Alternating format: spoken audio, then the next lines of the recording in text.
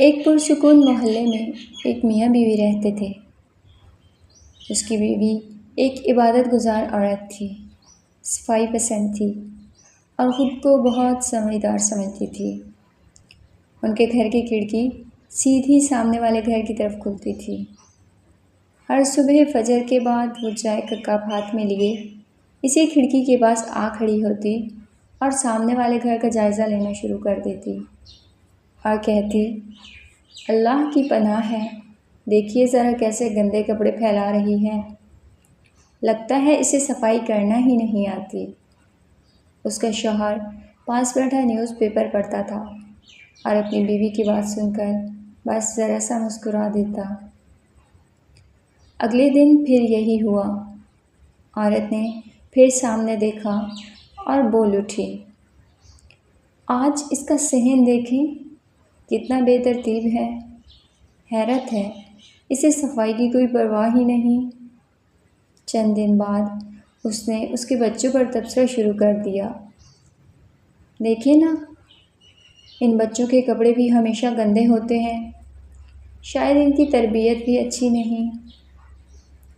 پھر کبھی اس کے کچن پر تنقید، کبھی اس کے رہن سہن پر، کبھی اس کے انداز پر، اور اسی طرح دن راتوں میں بدل گئے، راتیں ہفتوں میں بدل گئیں اور ہفتے مہینوں میں بدل گئے۔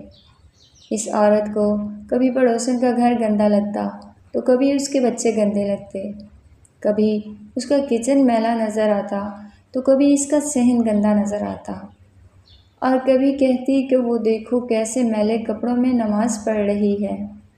بتائیے ذرا، اس ناپاکی میں نماز ہوتی ہوگی اس کی؟ یہ دکھنے میں تو پڑھی لکھی لگتی ہے۔ یوں یہ سامنے والی پڑوسن اپنی پڑوسن کے اندر 100 خامیاں نکالتی رہتی۔ لیکن ایک صبح وہ اٹھی اور کھڑکی کے پاس آئی تو وہ حیران رہ گئی۔ اپنے شوہر سے بولی، ارے ادھر آئیے۔ وہ کہنے لگے، کیا ہوا؟ تو وہ بولی، ارے آئیے تو صحیح۔ دونوں نے کھڑکی سے باہر جھانک کر دیکھا اور وہ یہ دیکھ کر حیران رہ گئے کہ اس عورت کا مکان ایک دم صاف ستھرا تھا۔ آج اس کے بچے ایک دم سفید شفاف کپڑے پہنے ہوئے تھے، اور وہ جو کچن ہمیشہ میلا نظر آتا تھا آج بالکل صاف اور چمک رہا تھا۔ عورت نے میاں کی طرف دیکھ کر کہا، اللہ کا شکر ہے، میں تو دن رات اس کے لیے دعا کرتی تھی، آج جا کر پوری ہوئی ہے۔ اس کا شوہر مسکرایا اور مسکرا کر بولا کہ آج میری آنکھ ذرا جلدی کھل گئی تھی تو میں نے سوچا اپنے گھر کی کھڑکی صاف کر لوں، کیونکہ گندا اس کا گھر نہیں بلکہ ہماری کھڑکی کا شیشہ تھا، سو میں نے آج صاف کر دیا۔ آج ہم میں سے زیادہ تر لوگوں کی یہی پریشانی ہے کہ اپنے گریبان میں تو جھانکتے نہیں، لیکن سامنے والے کے عیب تلاش کرنے لگتے ہیں۔ یہ صرف ایک عورت کی کہانی نہیں، یہ ہم سب کی کہانی ہے۔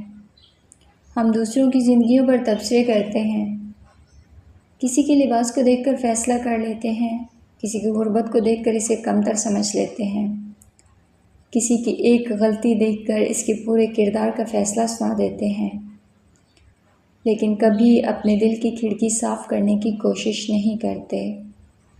اللہ سبحانہ وتعالیٰ سورہ حجرات میں فرماتے ہیں، اے اہل ایمان، بہت گمان کرنے سے پرہیز کرو کہ بعض گمان گناہ ہے، اور ایک دوسرے کے حال کا تجسس نہ کیا کرو، اور نہ تم میں سے کوئی کسی کی غیبت کرے۔ کیا تم میں سے کوئی اس بات کو پسند کرے گا کہ اپنے مرے ہوئے بھائی کا گوشت کھائے؟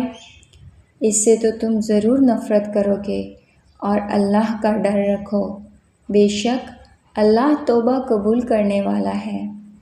اور اسی لیے ہمیں تجسس یعنی دوسروں کے اندر عیب تلاش نہیں کرنے چاہیے، بلکہ بڑے بڑے علماء کا یہ کہنا ہے کہ ہر انسان کو دوسرے انسان کے لیے یہ اوپینین رکھنا چاہیے کہ شاید سامنے والا اللہ کا ولی ہے، کیونکہ ہم نہیں جانتے کہ کون ہے جو راتوں میں اپنے اللہ کے آگے کھڑا ہو کر گڑ گڑاتا ہے، کون ہے جو ہر روز قرآن کو کھولتا ہے کون ہے جو اللہ کی آیتوں کو سمجھتا ہے، اور کون ہے جو اللہ کے اتنے قریب ہے کہ جتنے قریب شاید ہم کبھی جا بھی نہیں سکتے۔ ہمارے پیارے نبی صلی اللہ علیہ وسلم کا فرمان عالی شان ہے، بدگمانی سے بچو، کیونکہ بدگمانی سب سے جھوٹی بات ہے۔ لوگوں کے عیب نہ تلاش کرو اور نہ ان کی ٹوہ لگاؤ۔